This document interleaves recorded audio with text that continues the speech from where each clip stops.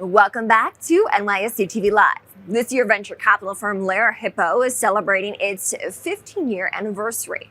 The firm keeps a close eye on the tech landscape, and I asked its co-founder and managing partner, Eric Hippeau, if he's optimistic about what's ahead for New York. Let's take a look at what he had to say. Very much so. Very much so. We think that New York will continue to be technology in New York will continue to be a driver in terms of new companies, employment. We continue to see an influx of people, including from the West Coast, from other parts of the country, of people who want to be part of our community, part of this incredibly rich tech community here. We're here at the New York Stock Exchange. Many companies that begin as startups make their way through multiple funding rounds, and eventually they can tap the capital markets here, the public markets, through an IPO at the NYSE. What do you want to see when it comes to the life cycle of these companies that you invest in early on? The big trend in the past 15 years, again, is that there's been this massive influx of private capital, not only obviously in venture, but also in private equity. And so companies now have access to more and more private capital. It means that they can stay private longer.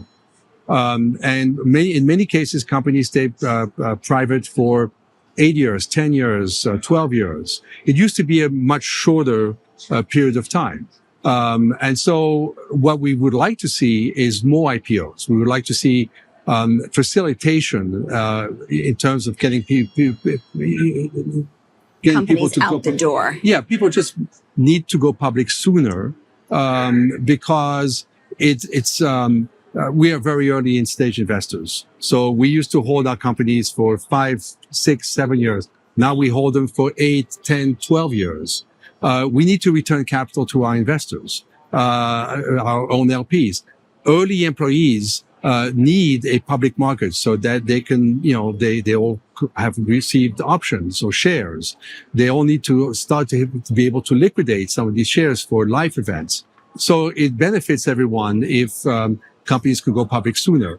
We're speaking in the middle of May of 2025, and this year does mark change in the sense of a new administration, of course, a new cabinet, and new officials that we see in DC creating a policy that can affect every investment ecosystem across the board, from public to private companies.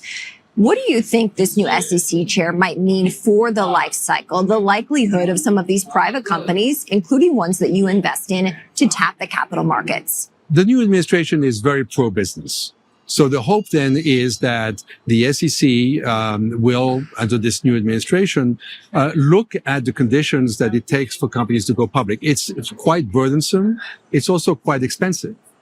So if we can lighten up these regulations and make it less expensive to go public. At the same time, the public investors need to get re-engaged at an earlier stage with innovative companies that are exciting, companies that they should be buying earlier than they're buying today. Today, one talks about the big tech, the big 7 tech companies, but these are very expensive. They're worth trillions of dollars. How about looking at companies that are worth maybe $500 million, $1 billion, a couple $1 billion, that will grow into these massive companies? That's where public investors, in my opinion, should be looking at and saying, hey, we need more of these companies. We need to be able to invest in more of these companies.